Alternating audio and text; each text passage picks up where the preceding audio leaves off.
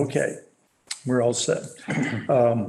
Welcome everyone to the Water and Sewer meeting. And we'd like to, first of all, approve the March 7th minutes, make a motion. So moved. Accept the minutes. Okay, so moved. First on the agenda, letter signed by Don Farley, private sewer line. I have the letter in front of me. You got a copy of that also, Michael.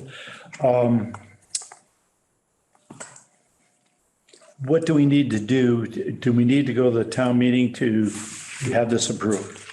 Yeah, to accept the piece, yeah, this is what we talked about last year. We did the reverse with somebody. We did it before they installed it. This would be after the fact. The only issue is we got to make sure that the current owners are aware and willing, because that's dated 2012. And my understanding is since then, the property has changed ownership. Yes, it has, yeah. So, Yeah. I don't even know if the new owner is aware that they own the sewer line. Yeah, maybe it might be a good idea if we, Switch them out. yep, exactly. Ask it. Let them know what's going on and hopefully they'll think it's a great idea that we do that. Okay, I study. So that's, phase 3's wrapped up and we're hoping to, get the last of it approved at town meeting and do phase 4 in the upcoming fiscal year. Great. Move forward with that. Good. Pump station update.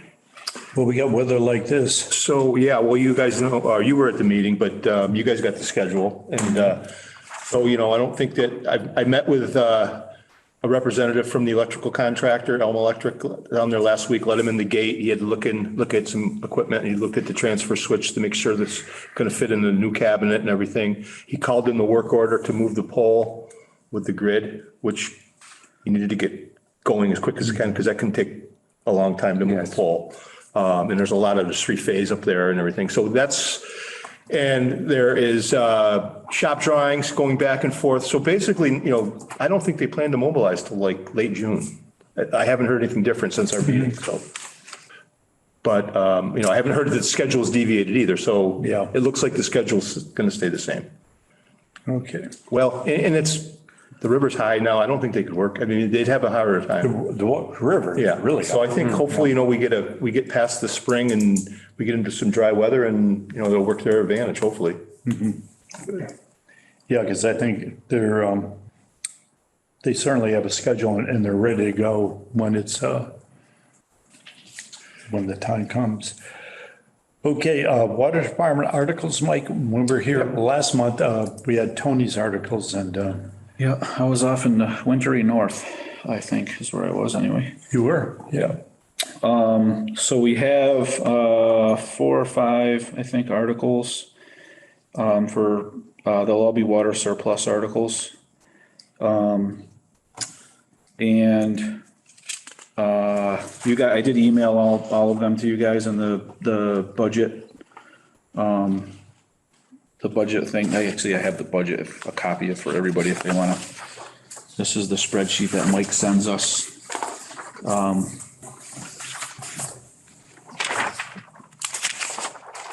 So for articles, we have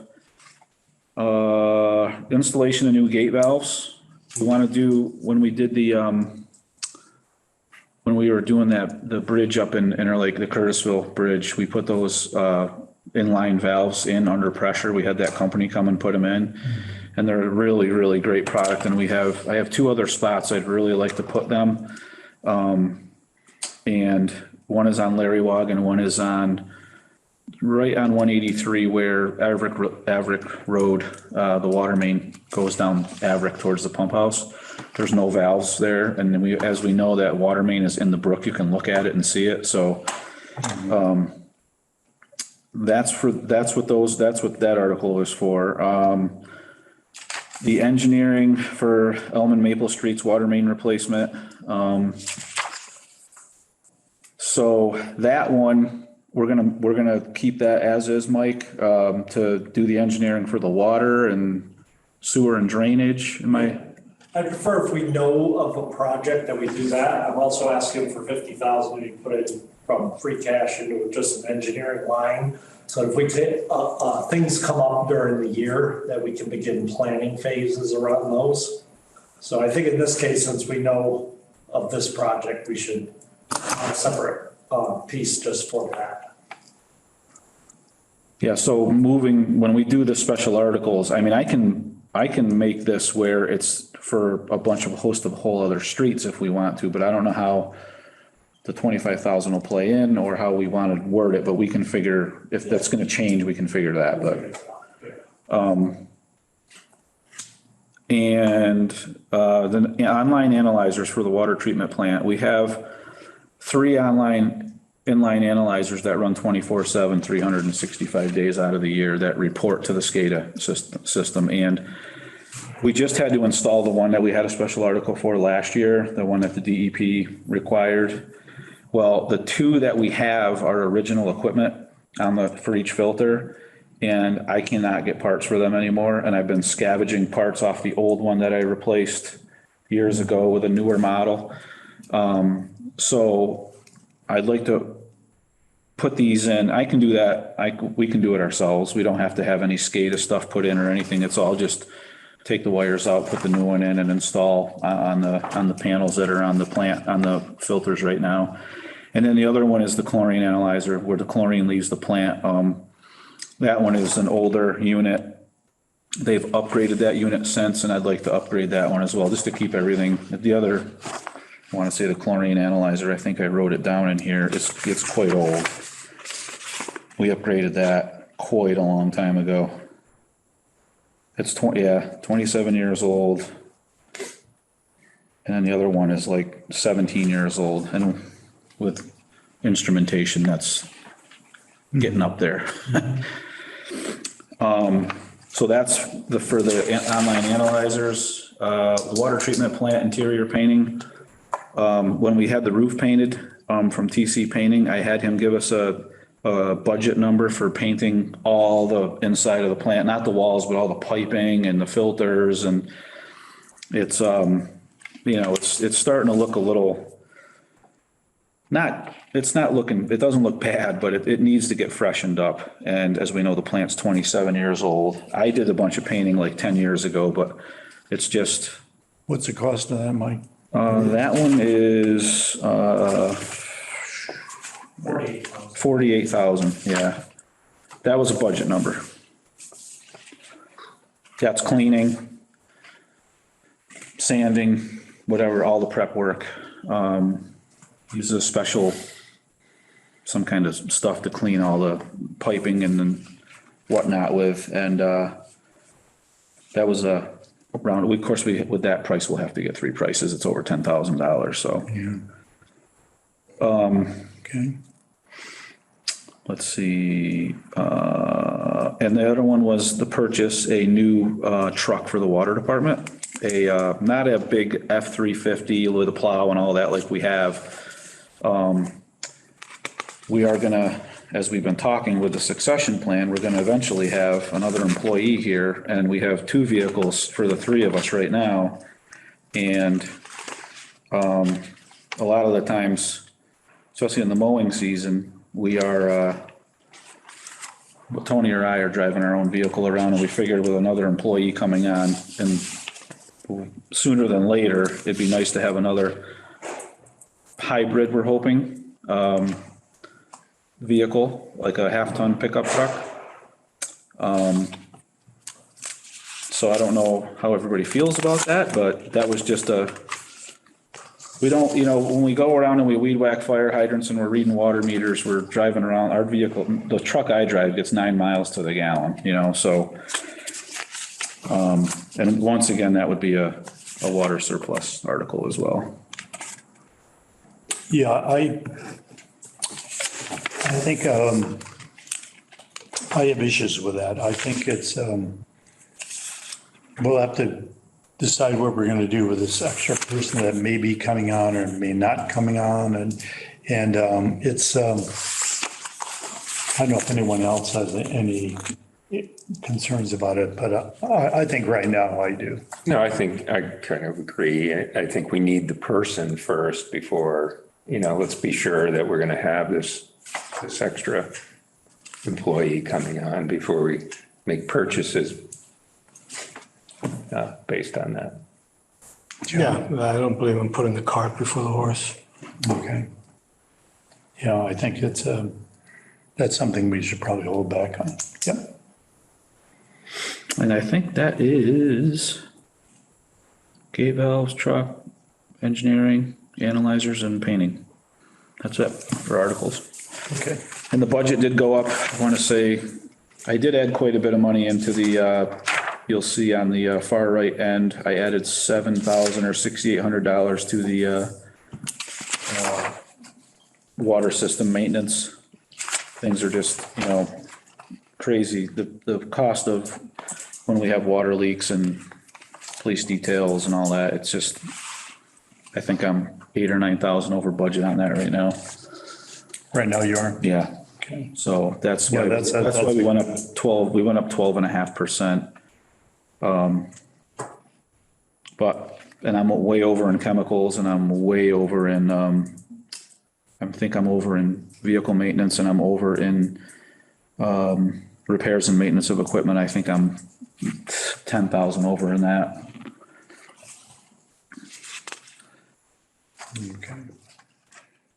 Okay. The master plan, Mike? Master plan, I haven't really heard anything. I've been sending them some information here and there. We got an invoice from them for, I think, less than half. They're still plugging away on it. They send me emails when they need information and that's pretty much where that is. Okay. The hydro project?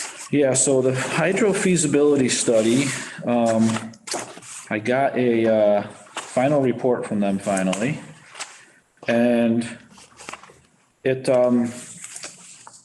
quite interesting. It's definitely can be done. But the cost of putting the stuff in and at the treatment plant, we would need another building built to house it. Yeah, it's just the cost Could of, put it in the pipe? we're gonna generate about $7,000 or $8,000 worth of electricity with how much the water plant runs. And the cost of putting another building down there, they estimated it like $750,000, and then putting it at the pump house was like $290,000. So they just said, no, it's not, we can make power, but it's just not, it's not enough. Maybe we It's should. an interesting proposal. Yeah, it It is. was a great I'll thought. send you guys the final report. It is, it's quite an interesting read. But you, Has the town looked into putting solar panels on some of our buildings, the new building down there, our buildings? Any thoughts at all on that? Not that I'm aware of, no, we haven't yet. they looked at the water and wastewater plants when they were doing the solar Years array. ago. Yeah. Yeah, I'd have to look at how many credits we're buying and whether or not our electric credits are where we're at. One thing you don't want to do is be generating too many credits where you actually are just paying. You don't want to pay for 50,000 in credits and only be using 30. So you can get to a point where you're actually paying more for solar credits than you would if you did. Now, somewhere down the road, you could go a couple of years without having electrical when you finally shut off the credits and that, but yeah. Because I know we have the whole solar at Glendale. right, and right. that. Yeah. So we could, there's a couple, I'll have to look at that. I haven't dug into, it's called the Schedule Z, and just see where we're at as far as what our percentage use of our power is that's coming from green sources. I know overall it's pretty good. We're in pretty good shape overall. Yeah, that across from me, that must be doing very well. Yeah. Okay, good. The map calculations?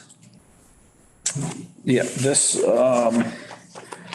the GZA finally got us the report for the lake portion, the bathymetry of the lake. Another interesting report. They haven't done the safe yield number yet. They're still working on that. So the first page is the bathymetry they did on the lake where the intake structure is. It's kind of small, but that's all the topography of the lake. Then the next two pages are just the intake structure. These are photos that I sent them that they use to do their calculations and how much water is over the top of the screen. The fourth page in with the graph on it is really the one that we're super interested in. The lake was full when they, I think I might have given somebody the one with my notes on it, but that's all right. That might be me. You want it back? Yeah, if I can trade you, that'd be great. So, Or not? Maybe not.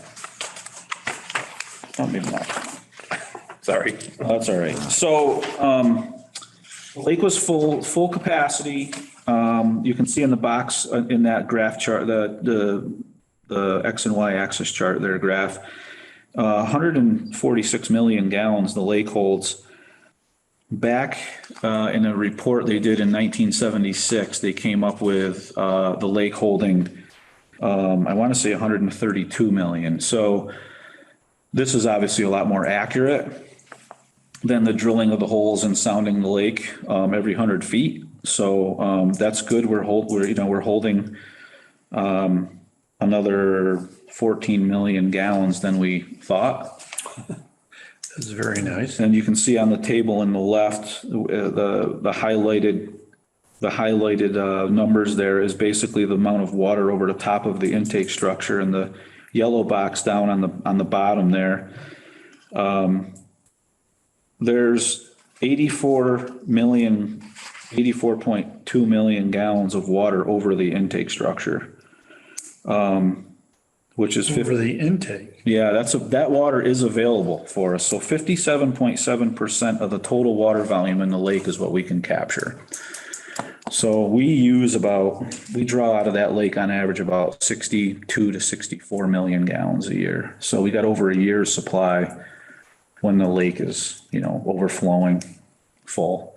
These are good numbers. Yeah, it's really interesting. I'm really anxious to see what the safe yield number is going to be. I know they have a lot of rainfall data. There's, it's quite a process. What's the, on the first page, that shows the depth of the lake, Mike? Yeah, those are all the depths. It's really hard to see. Those are really small numbers. What are we talking about, the deepest part of the lake? 21 feet, I believe it is, 21 or 22 feet. For a lake this size and 21 feet of depth, it's amazing, this lake and Yeah. it's amazing how we can take so much water out of it and not being in trouble. And we've touched on it before. The geologists we talked to, I've emailed them a couple of times and I haven't heard a thing back from them on that study we would like to have them do. I don't know.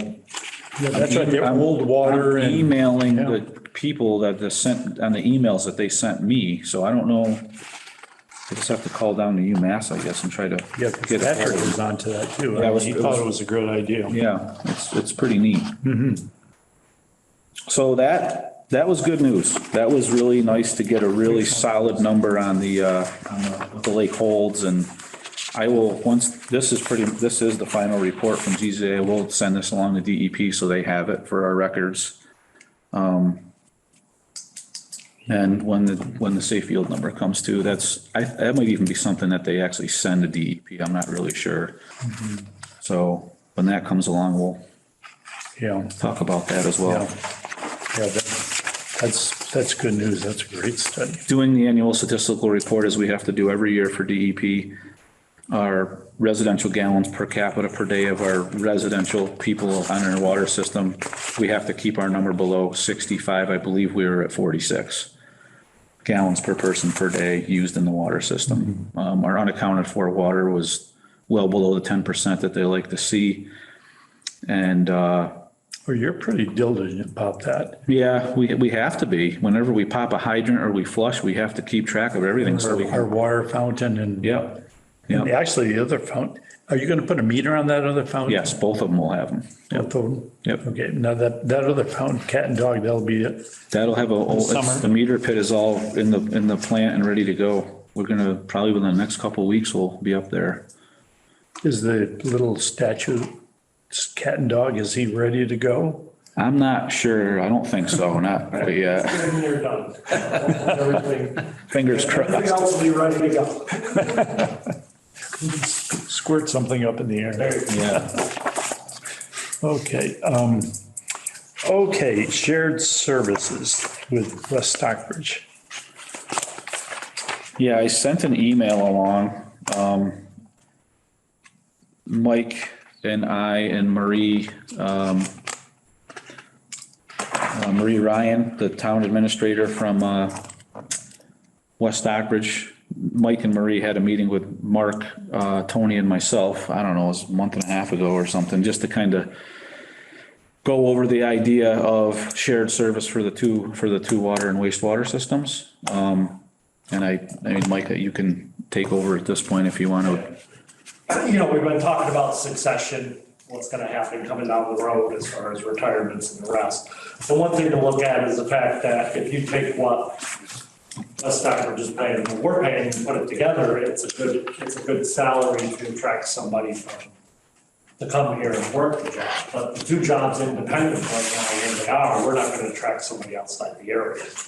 So then it becomes this question of, how do you do that in the future? You know, and one of the ways would be is, you know, if we had a shared service agreement where, say, we were the larger entity and West Stockbridge paid in, and then we could go out and advertise the position with the combined salary of the two towns, then it would be much more attractive for trying to bring in a future operator.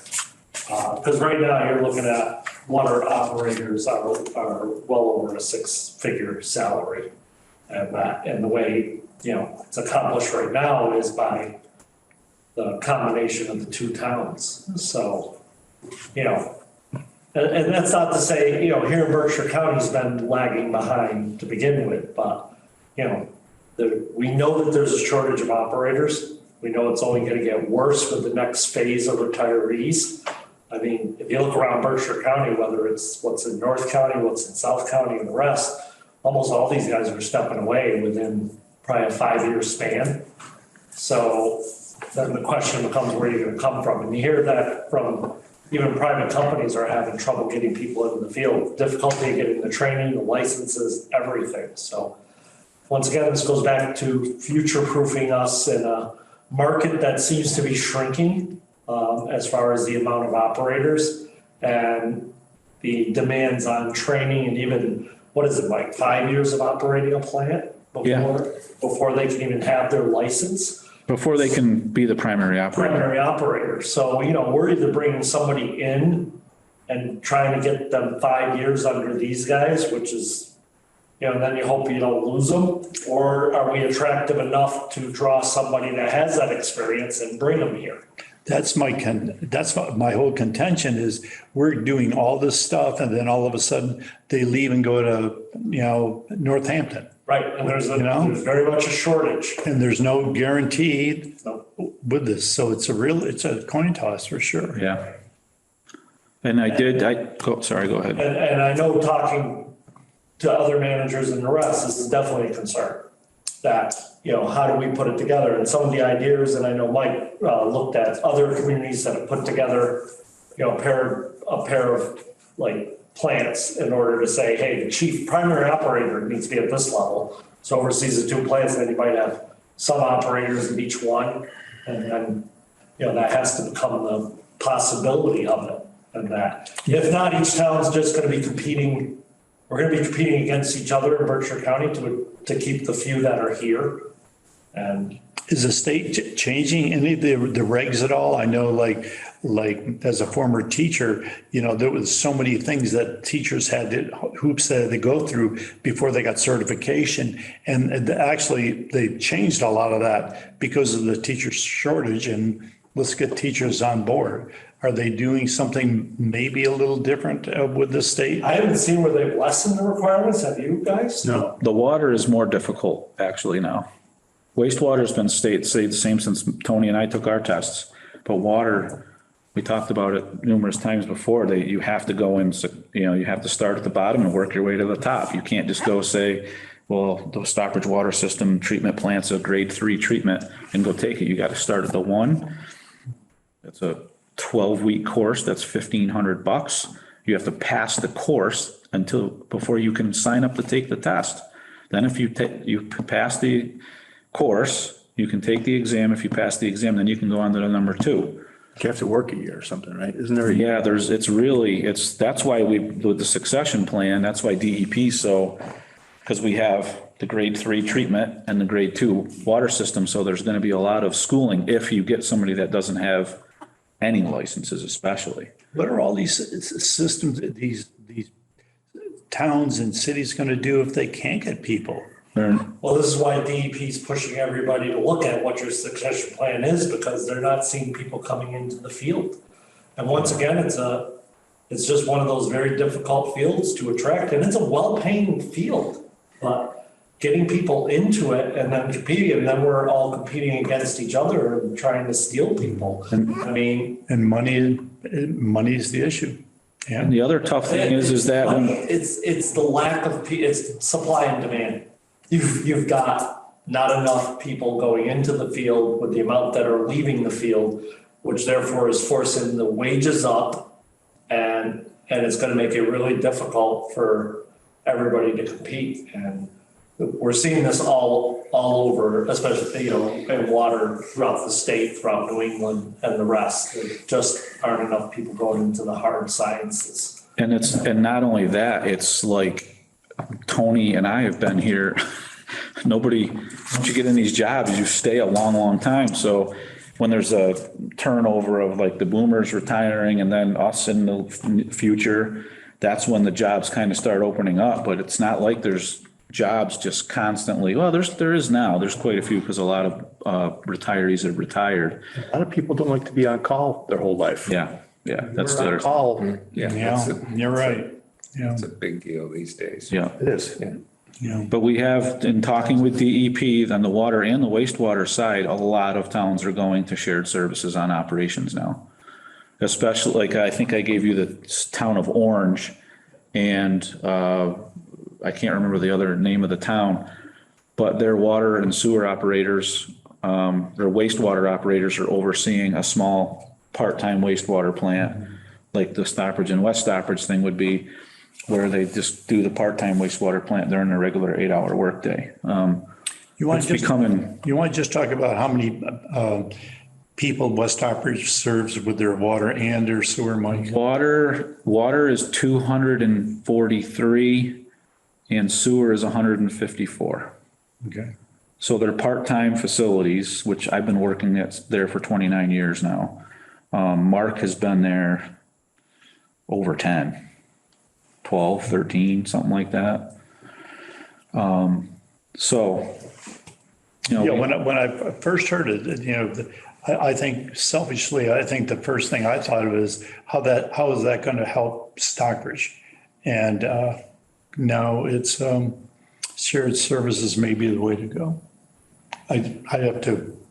And one of the hard parts is that it's less for us, if ultimately we decide that we don't want to do a shared service and we're gonna, up the pay or whatever, the community that really needs to be looking at it is West Stockbridge, because they're basically hoping that when these guys retire, whoever comes in is gonna agree to go over there and be a part-time person. Yeah. Well, instead of hoping they could fix that by coming in with us and saying, okay, we're going to pay one salary, they would be employees of the town of Stockbridge, but then they could contribute to it, and we would have an agreement that we'll run their plants and their stuff. So, it's just one way of making it a position for them a little bit. It protects them more than us, to be honest. And I'm concerned about, traveling over there. Well, maybe you need another vehicle. So who's going to pay for the vehicle? Are they going to go 50% with us or, I mean, I think there's Probably an the issue. proportional costs that we'd have to work out something, but it would, you know, like I said, it would more allow both of us to go out and say, hey, instead of, well, there's a position here, and then if you take it, you might be able to grab this other one, is to say, here's the position. And then it also alleviates, like they say, it can be a pain for them because they might not have a lot going on here, but there could be something over there, and then they take a personal day to go over there or whatever. Now it's this is one unit, and we'd have to figure out what's the staffing level. So if it is 4 people, you know, what are they contributing, you know? And that, because right now, their advantage is that they pay part-time, they don't have to pay for benefits, they don't have to pay for the rest. Oh, West Stockbridge, they're in the driver's seat, or they're in the tall cotton. They are, except they have to hope that the next person coming in wants to do another town. Because if they don't, then they could be sitting there going, well, we're only paying X, and then they're without an operator. And now all of a sudden, what's gonna happen? So the way to protect yourself in that state is to have it set that we supply the primary operator and they would just contribute overall. But we have to figure out if that's the direction they'd like to go. And they are concerned about it because everybody is well aware and it's well documented, the shortage of wastewater and water operators. And it's only gonna get worse in the next, look at our department. Between 5 and 10 years, we're probably losing all 3. And, how attractive are we gonna be when, it's a very competitive market that only slated to get even more competitive. So, Okay. The DPW director, that's actually one of our helpers over in West Stockbridge, goes to these directors meetings, and he said it's usually the big topic in every meeting they go to in these town and city director meetings, that it's the big elephant in the room all the time, is trying to find people to operate their facilities. It's getting to be quite a problem. And I think the way the town or city of Orange works with their neighboring town was they pay stipends to the operators, and then when there's any emergency work or anything over and above the typical daily thing that needs to be done, the town bills the other town for all their time, the guy's time or whatever. There's multiple ways to do it. DEP said, the first thing we would have to do is submit a staffing plan and how it's going to work and how many people, and they would definitely have to tell us, they would have a big say in how many people especially, but. Okay. So it's just preliminary for sure, and just trying to get the conversation started, I guess. And we're trying to get another meeting set up with West Stockbridge and their water and sewer commission, just because they really haven't heard about it yet at all. So just trying to get the word out and see what people think and get people thinking about it. Maybe down the line, have a joint meeting. Absolutely. Yeah. The 2 departments. And obviously, there's nothing set in stone, it's all just discussions. Yeah. But we've been already talking about what is our plan and how do we, how are we gonna attract people from either outside the area or train somebody within? And then, like you said, the biggest risk of training somebody, they get to like 4 years and stuff, and then they get offered something and skip out. And now we just spent 4 years training somebody. They didn't fill it. So more than likely, the primary operators are gonna be somebody we need to attract here and that. But if you're gonna do that, it seems like a joint thing would possibly be the best one. And like I said, in this case, we'd be the fiduciary, we'd be the community. The primary operator of the Lee for sure. water treatment plant has still not been replaced. No. He's still working. So they can stay in he's retired and still going there, so they can stay in good graces with DEP. And he's going to be coming up on a year retired. Yeah. And he still has to go down from, he lives in North Adams, so he drives down there every day. Because they can't find anybody. And they're a T3 as well, treatment 3, water, and that's just a water plant operator. That's not water and wastewater and all that. That's just a plant operator. So it's a real a real situation, that's for sure. Yeah, who would think, I know, 6, 8 years ago that this would happen? Yeah. How things change. Okay, Well, Mike hit it on the head too, that it's also the fact that for a lot of this, for probably the last 20 years, there hasn't been a lot of openings in it. And now all of a sudden, oh, we got openings, hey, this is a field people should be in. And the problem is a lot of places couldn't afford assistants and the rest, so you only had your primary operators, but you had no one underneath them learning, getting up to the level that they need to be. And that, so, when you don't have those roles, and that goes beyond just these guys, this is from assessing, municipal treasurers, you name the positions, they're now becoming open and a lot of people. because once everybody got in those positions, they stayed there. They stayed for a long time and now we're dealing with that. And then also it's just the municipal versus the private sector. There's a big battle there as far as, what people make in the different fields and stuff and what the advantages are. I mean, the advantage of the municipal has always been the retirement system and the rest, but then you're committing to, working 30 years in the system to get to that level. Yeah. Yeah. It's just difficult. So this is just keeping all of our options open as far as what will our succession plan be, because in the next couple of years, we need to come up with something. These guys aren't getting younger. But still doing an excellent job. Thank you. Okay. Stoppers Bowl, Well, we're still dealing with the lake management plan, and we've put an NOI for 10 acres, but now some of the committee members wanted to expand that to 20 acres because they figured out what 10 acres is in square footage, and it just isn't going to do it. 5,000 square feet is just not enough. So we're going to be putting in an NOI for 30 acres, and we'll see if that goes through. And summertime is coming. We're talking about those floating docks, which extend quite a bit and may make it hard for some of the harvesters to go around. So notices are going up, and now you're talking about at the beach? at the beach, yeah, but also the individuals who have Oh, right, okay. those floating docks, they're supposed to go up 30 feet and that's it, but some of them are Yeah, floating a little further than that. for sure. Yeah.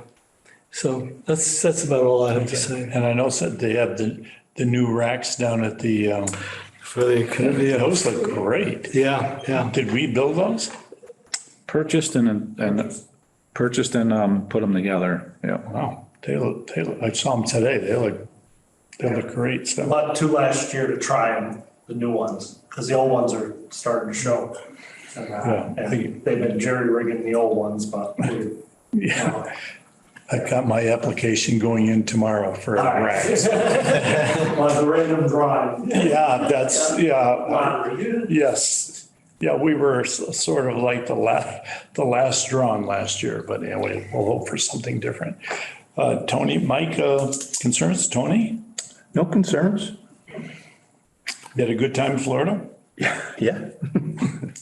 Mike? Just, we'll put out a reverse 911 for Flushing. Once the weather feels pretty good out there, especially today. So we'll be flushing hopefully start this month. And we're gonna have I know that's always a bugaboo, mine, we're gonna have a schedule of going out and touching up some of the hydrants. and stuff. Yeah, yep. Okay. I gotta give you one because the person stopped in. The one on Interlaken Road? I think it was. Yeah. The one across from Mike Hall's. Yeah, that's always that one's rough with, Top near Georgia up that top of the hill up there. yeah, those Gets ones. whacked With with state roads, then we know what kind of salt they use and it's hard to keep paint on, especially white paint. Yeah. Okay. Nothing else? Someone want to make a motion, we adjourn? Okay, so moved.